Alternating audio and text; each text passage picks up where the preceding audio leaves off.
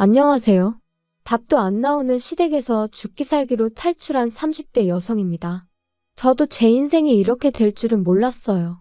어디서부터 이야기해야 하나 싶은데 결혼할 때만 하더라도 주변에서들 정말 다 부러워했거든요. 저 시집 잘 간다면서 말이죠. 정작 제 스스로는 이게 잘 가는 건가 긴가민가 했는데 사람들이 하도 부러워하니까 그런가 보다 한 제 잘못이라 하면 맞아요, 제 잘못이에요. 왜냐하면 살아보니까 저한테 부럽다고 했던 사람들까지 다 미워질 정도로 이 결혼을 왜 했나 싶은 게 정말 속이 터졌거든요. 그래서 더는 사람들이 뭐라건 간에 신경 쓸 겨를도 없이 도망치게 됐고요. 남편하고는 대학원에서 만났어요. 둘 다 언젠가 교수가 되겠다는 같은 목표를 가진 사람들이었지요. 그래서 연애하는 동안 다른 연인들처럼 어디 좋은데 구경 다니고 맛있는 거 먹으러 다니고 그럴 여유는 없었지만 나름대로 든든한 동지다 생각하고 서로 의지하며 연애를 해나갔던 게 사실이에요. 그런데 제가 석사를 마칠 무렵 저도 갑자기 왜 그렇게 제 마음이 달라졌는지 모르겠는데 저는 공부가 하기 싫어졌습니다. 문득 주변을 둘러보니 다른 친구들은 나름대로 자기들 커리어도 만들고 그런 와중에 결혼도 하고 아이도 키우고 그런데 저만 제자리에 있는 것 같았거든요. 그리고 돌아보니 교수가 된다는 건 솔직히 뭐랄까 말하기가 조심스럽긴 하지만 사실 저희 친정어머니께서 아들이 없다는 이유로 시집살이를 호되게 당하셨어요. 그래서 언젠가부터 제 스스로 열아들 부럽지 않은 딸 하나가 되어드리겠다는 생각을 하게 되었죠. 의사든 교수든 소위 그럴싸한 직업을 가져야겠다는 생각도 그렇게 하게 된 거고요. 그런데 그런 생각으로만 살다 보니 저도 모르게 지쳤던 모양이에요. 그래서 친정부모님께 그간의 사정을 터놓고 말씀드리니 아쉬워하긴 하셨지만 동시에 저한테 많이 미안해 하셨습니다. 그런 줄도 모르고 조금만 더 하고 저를 채근하셨던 기억만 난다 하시면서 얼마나 부담스러웠겠냐 고생했다 하시대요. 아무튼 친정부모님의 허락도 떨어졌겠다. 남편에게도 제 결정을 알렸습니다. 이제 공부는 그만하고 다른 길을 가겠다고요. 그랬더니 남편이 저희 부모님보다 더 아쉬워하대요. 고지가 코앞인데 네 능력이 아깝다면서 말이죠. 하지만 저는 정말 요만큼의 미련도 없었어요. 그리고 이후로 그래도 학벌 덕분이라고 해야 할지 바로 대기업에 들어갔습니다. 약간의 잡음이 있긴 했지만 남편과 제 사이도 크게 달라진 바는 없었고요. 그리고 제가 직장생활 시작한 지 1년쯤 돼가던 시기에 남편이 먼저 프로포즈를 해왔습니다. 남편이 말하길 시부모님이 곧 사업을 정리하고 싶어 하시는데 기왕이면 그래도 현직에 계실 때 저희가 식을 올렸으면 하신다며 말이죠. 이제 와서 말이지만 제가 상상하던 프로포즈와는 거리가 있었고 그래서 좀 김이 샜던 게 사실이에요. 하지만 연애한 기간도 제법 길었고 하니 남편 마음 하나만 보고 프로포즈를 받아들였네요. 그런데 결혼식 올리고 정확히 한 달 만에 시댁이 망했습니다. 말 그대로 그냥 망해버렸어요. 사업이란 게 한치 앞을 볼 수 없는 거라지만 그래도 그렇게 순식간에 망할 수가 있나 싶었죠. 게다가 분명히 남편이 프로포즈를 할 때만 하더라도 사업을 정리하고 싶어 하신다 했지 망해가고 있다고는 안 했으니까요. 정말이지 제 입장에선 마른 하늘의 날벼락 같은 일이었어요. 하지만 제가 이렇게 이야기를 하니 어머님이 말씀하시길 고지고대로 이야기했으면 제가 결혼을 했겠냐며 적반하장으로 나오시대요. 게다가 저희 쪽에서도 사돈될 집안, 그러니까 당신들이 사업을 했으니 여러 가지로 여기저기서 말하기 좋았지 않았냐 하는데 어이가 없어서 더는 뭐라 상대해야 할지도 모르겠더라니까요. 게다가 거기서 끝이 아니었습니다. 박사과정을 밟고 있는 줄 알았던 남편은 실은 저와 마찬가지로 석사까지만 마치고 이후로는 아버님 사업을 돕는답시고 반년 가까이 학교에 나가지 않고 있었더라고요. 그래서 그럼 그동안 교수님이랑 주고받았다는 대화며 연구한다던 프로젝트며 그건 다 뭐냐 따지니 그냥 늘상 하던 이야기니까 적당히 둘러댔던 거라며 그래도 저를 끝까지 속일 생각은 아니었다고 오히려 저한테 그런 거짓말을 할 때 자기 기분은 어땠을지 한번 생각해 본 적이나 있냐는데 피는 못 속인다더니 정말 어머님하고 꼭 닮은 모습에 기도 안 차더라니까요. 그래서 이거 다 사기 결혼이다. 도저히 못 참겠다 했습니다. 그런데 변호사를 만나서 알아보니 이건 사기 결혼은 아니라는 거예요. 제 입장에선 다 속았다 싶었는데 법적으론 속은 게 아니라니 환장할 노릇이었죠. 게다가 그게 다가 아니었습니다. 시부모님은 결국 사시던 집까지 파셔야 했는데 그러고 나니까 말 그대로 거리에 나앉게 되신 거죠. 그리고 남편은 그런 시부모님이 너무나 불쌍하다며 제 앞에서 아주 눈물 콧물 흘려가며 꺼이꺼이 울어댔는데 그런 남편을 보고 있으니 치미는 우라와는 별개로 마음이 편치만은 않더라고요. 그리고 그런 제 마음을 남편도 눈치를 챈 건지 부탁이랍시고 한다는 소리가 우리 지금 사는 아파트가 얼마나 가지? 뭘 얼마나 가긴 얼마나 가. 우리가 아파트 산지 얼마나 됐다고. 우리 샀을 때랑 비슷할걸? 그럼 우리 아파트 담보로 한 1억 정도 대출 받을 수는 있나? 1억? 대출? 뜬금없이 왜? 아니, 이번에 어머니 아버지 집 하셨잖아. 이사 가셔야 되는데 그래도 좀 살만한 집에 가시려면 1억은 있어야 될 것 같아서. 우리가 대출 받아서 그 돈 해드리면 안 될까? 그게 말이 되니? 당신이랑 나랑 결혼할 때 양가에서 1억 5천씩 받아서 이 아파트 산 거잖아. 그리고 이 아파트 공동명의로 샀는데 뜬금없이 대출을 받으면 좀 앞뒤가 안 맞는 것 같은데? 자기 그리고 대출 갚을 능력은 돼? 지금 벌이도 없으면서. 저희가 결혼할 때 양가에서 똑같이 1억 5천씩 받았고 그래서 공동명의로 계약을 했거든요. 그런데 이제 와서 대출을 받자니 대출을 받게 되면 그건 남편이랑 저랑 같이 갚아야 되는 거고 아무튼 어느 정도 정이 떨어진 상태라 그런가 그런 계산까지 하게 되니까 머리도 복잡하고 기분도 안 좋고 그래서 남편더러 그러지 말고 그냥 아파트를 팔자고 했어요. 아파트를 팔아서 당신이 결혼할 때 들고 온 돈 1억 5천에서 1억을 내줄 테니 그거 시부모님 드리라고 했죠. 그리고 나머지 돈으로 우리 두 사람 형편에 맞는 아파트를 새로 사자. 그러니까 남편이 세금이니 이사 비용이니 따져가며 난색을 표하더라고요. 하지만 제 입장에선 이보다 깔끔한 해결책은 없다 싶었습니다. 그래서 내 말대로 하는 것 말고는 다른 방법은 없다. 따로 시부모님한테 도움을 드릴 수도 없다 하고 딱 잘랐어요. 참고로 이 무렵엔 남편도 무직이었습니다. 박사 때려치고 쓰러져가는 아버님 사업 어떻게든 살려본답시고 거기 뛰어들었던 건데 사업은 망했지. 박사과정은 뭐 자기가 마음대로 때려친다고 또 마음대로 시작할 수 있는 건 아니거든요. 돈이 없다고 못하는 과정은 아니지만 돈 없고 인맥 없으면 빠듯한 게 현실이고요. 그래서 결국 아파트를 팔고 저희는 방 2개짜리.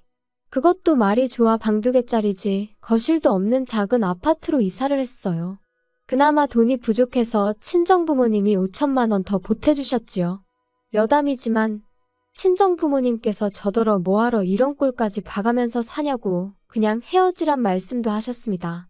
하지만 그놈의 정이 뭐라고 그래도 한때는 서로 의지해가며 같은 길을 걸었다 보니 게다가 솔직히 사정을 모르는 남들이 보면 제가 그냥 남편을 버리는 걸로 보일 것 같았는데 그게 신경이 쓰이더라고요. 그래서 한때는 사기 결혼이라고 혼인무효까지 알아보기도 했었지만 어떻게든 남편 스스로 자리라도 잡게 도와주자고 그리고 그때 이혼해도 늦지 않는다. 제 나름대로 도의는 지키려고 했어요. 그런데 이런 제 마음이 남편이나 시부모님에겐 그저 만만하게 보였던 모양입니다. 작년 늦가을 두 분이 반지하 생활은 도무지 못하겠다 하시더니 자꾸만 연락도 없이 저희 집에 오기 시작하셨거든요. 그리고 하루만 이틀만 하면서 자꾸 주무시고 가시기 시작하셨는데 저는 아침 일찍 출근해서 야근까지 하고 집에 오면 10시, 11시. 그리고 퇴근한 제 눈앞에 놓여있는 건 산더미처럼 쌓여있는 설거지와 밀린 빨래들. 사실 이때까지도 남편은 계속해서 그래도 자기가 저보다 학벌도 좋은데 제가 다니는 회사보다 급이 낮은 회사는 못 간다고 버티고 있었단 말이에요. 그러니까 한마디로 계속해서 백수인 상황이었죠. 진짜 계속 이럴 거야? 하다못해 당신 먹은 거 설거지하고 당신이 어지른 거 청소는 좀 해놓으라고. 내가 무슨 밥을 차려놓으라는 것도 아니잖아. 내가 지금 남편하고 사는 건지 아들하고 사는 건지. 아, 알겠다니까. 너 지금 네가 돈 좀 벌어온다고 유세 떠는 거냐? 그리고 냅두면 알아서 다 하는데 네가 잔소리를 하니까 하기가 싫은 거 아니야? 언제 하든 해놓기만 하면 되는 거지. 나는 뭐 그 정도 자유도 없어. 남편은 제가 조금만 뭐라 하면 목에 핏대를 세우기 일쑤였습니다. 그런 와중에 시부모님까지 오셔서 주무시고 가실 때면 한마디로 아나무인이 따로 없었지요. 그러니 아무리 좋게 생각하고 어떻게든 이 난관을 같이 해결해 나가보려고 해도 도무지 이건 아니다 싶더라고요. 그래서 결국 보다 못한 제가 어머님 아버님께 앞으로는 이렇게 연락 없이 오시지 마시라 했어요. 그리고 사시는 곳하고 저희 집이 얼마나 먼 것도 아니고 교통편이 없는 것도 아닌데 주무시고 가시는 일은 없었으면 좋겠다 했죠. 하지만 이후로도 어머님 아버님은 몇 번이고 저에게 한마디 말도 없이 제 집에 찾아오셨고 그뿐인가요? 언젠가부턴 부엌 찬장과 냉장고는 물론이고 제 서랍이나 옷장까지 뒤져보시면서 잔소리를 하시기 일쑤셨습니다. 한 번은 친정부모님이 제 생일이라고 사주신 명품 핸드백을 보시고는 시부모한테는 생활비랍시고 꼴랑 50만 원 보내주면서 저는 감히 핸드백을 산 거냐며 회의로 전화를 받지 못하던 저에게 30통의 부재중 통화를 남겨놓으신 적도 있지요. 저로서는 일단 제가 산 것도 아닌데 그런 오해를 받은 것도 억울했지만 설령 제가 샀다고 한들 제가 제 힘으로 번 돈인데 제가 핸드백 하나 샀다고 그 정도로 욕을 먹어야 하나 싶은 게 너무 속상하고 화가 나더라고요. 그래서 결국 참다 못해 남편에게 나 솔직히 당신 하나만으로도 너무 벅차. 근데 어머님 아버님까지 나를 말려죽이려고 작정이라도 하신 분들 마냥 도대체 왜 저러셔? 진짜 힘들어 죽겠어. 너무 부담스럽다고. 야, 뭐? 부담스러워? 너 지금 우리 부모님을 무슨 짐짝 취급이라도 하는 거야? 야, 막말로 네가 우리 엄마 입장이면 안 열받겠냐? 우리 엄마도 한때는 백화점을 놀이터처럼 드나들던 분인데 그런 분이 지금 저렇게 살고 계시니 속 터질 만하지. 근데 너는 뭐 한 번이라도 그런 우리 엄마 모시고 백화점에 가봤어? 맨날 장모님하고만 다니잖아 너. 아니 어머님이 힘드시면 나도 쇼핑하면 안 되는 거야? 그리고 나도 우리 엄마가 사주는 거고 내 돈으로 살 형편한데. 당신이 한 푼도 안 벌어오잖아. 야, 너 유세냐? 그 얘기가 지금 왜 나와? 그리고 이런 무의미한 대화가 30분쯤 오갔을까? 남편이 한다는 말이 그러니까 이참에 어떻게든 자기 부모님도 숨통 좀 트이게 해드리자더니 대뜸 저희 친정부모님 가게 이야기를 꺼냈습니다. 참고로 저희 친정부모님은 30년 넘게 한식당을 운영하시다가 몇 년 전부터 백화점에 밀키트 형식으로 납품을 시작하셨고 이게 잘 되어서 2년 전부터 프랜차이즈 사업도 시작하게 되셨어요. 그리고 남편은 그 프랜차이즈를 들먹이며 시부모님한테 그 매장을 하나 차려드리자는 거였죠. 매장 차리는데 돈이 얼마나 드는지 알고는 하는 소리야? 그럴 돈이 어딨어? 대출 받으면 되잖아. 대출은 그냥 받아? 담보가 있어야 받지. 우리 사는 이 아파트. 이 아파트? 아니 왜 걸핏하면 아파트를 들먹거리는 거야. 그리고 이건 이제 내 아파트야. 야, 너 나 1억 5천 중에 1억만 줬으니까 아직 5천 여기 들어가 있거든. 진짜 어이없네. 그럼 뭐 5천까지 돌려달라는 거야? 대출 안 받아줄 거면 돌려줘. 그래 그럼 5천 받고 아예 이 집에서 나가. 내가 무슨 자원봉사자야? 생활비도 한 푼도 안 벌어오는 당신을 재워주고 먹여주고 그러게? 넌 뭐 말을 또 그렇게 하냐? 내가 마음만 먹으면 취직하는 거 일도 아니고 취직하면 너보다 잘 버는 것도 일도 아니야. 말 같지도 않은 소리만 골라서 하네. 5천 돌려줄 테니까 그 길로 짐 싸서 나갈 생각이나 하셔. 알겠어? 왜 대답 안 해? 야, 됐다. 말을 말자.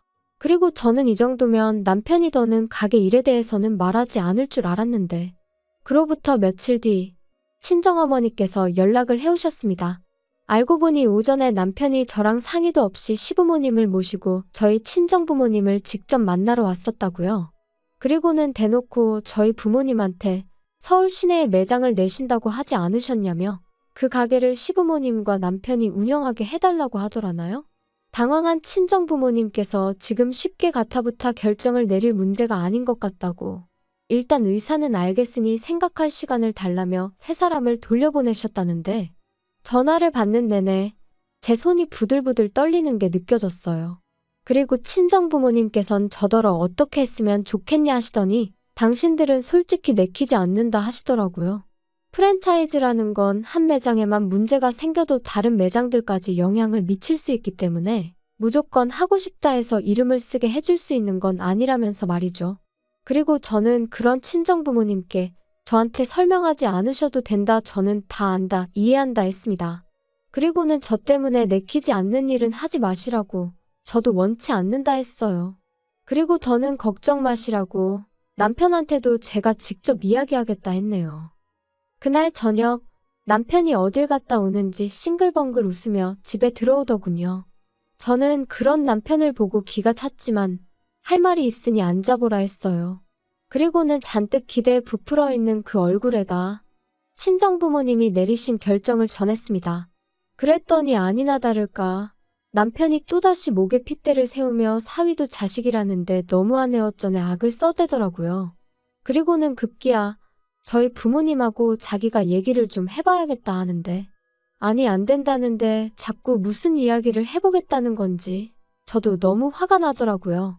이 인간이 도대체 장인장모 알기를 뭐로 알길래 자꾸 맘먹으려드나 싶고 그래서 싫다면 싫은 줄 알지 왜 자꾸 사람을 괴롭히냐 그만하라 했습니다. 그랬더니 남편이 욕을 하면서 옆에 있던 리모컨을 집어던지는데 비록 제가 맞진 않았지만 정신이 정말 확 들더라고요. 이번엔 리모컨이었지만 다음엔 뭘 어디다 던질지 막말로 저를 때릴 수도 있는 거고요. 그리고 그 생각을 하니 소름이 쫙 끼치는 게 더는 한 공간에 있을 수가 없다 싶었습니다. 그래서 그 길로 말 그대로 도망치듯 지갑과 차키만 챙겨 집을 뛰쳐나왔어요.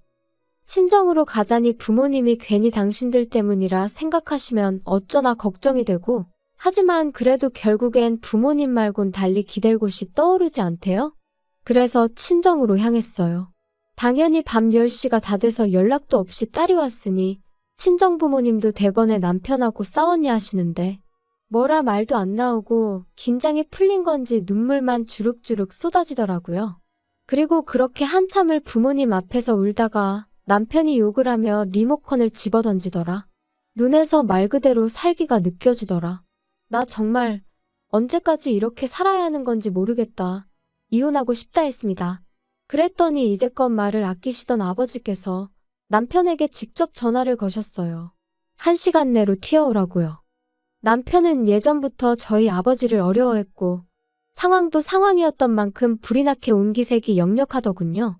그리고 앉지도 서지도 못하고 어정쩡하게 있는 남편더러 아버지께서 무릎 꿇고 앉으라 호통을 치셨더니 그제서야 남편이 허겁지겁 내내하며 앉는데 그 꼴이 어찌나 우습던지. 그리고는 아버지께서 남편에게 저와 이혼하라 하셨습니다. 제 의견은 이미 확인했고 자네 의견 묻자고 부른 게 아니라며 이건 통보니까 집에 가는 대로 짐 싸서 내일 오전 내로 나가라 하셨지요. 그러자 남편이 저랑 아버지를 번갈아 쳐다보며 갑자기 무슨 말씀이시냐. 부부싸움 좀 했다고 장인어른까지 나서서 이혼하라 마라 하시면 곤란하다 하고는 말대꾸를 하대요. 그리고 그런 남편에게 저희 아버지가 남편이 했던 것처럼 욕을 하며 리모컨을 던지셨어요. 남편은 지 머리라도 맞는 줄 알았는지 순간 양손으로 지 머리통을 감싸며 피했고요. 남편은 그제서야 저와 아버지께 번갈아 가며 싹싹 빌기 시작했어요. 자기가 경솔했다. 죄송하다.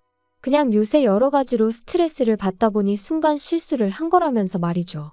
그리고는 자기한테 한 번만 기회를 달라 저만 허락한다면 택배든 뭐든 일이라면 닥치는 대로 하겠다 하는데 솔직히 별로 와닿지가 않더라고요. 그리고 저는 이미 기회는 줄 만큼 줬었으니까요. 그래서 그런 남편에게 더는 시간 낭비하고 싶지 않다 했습니다.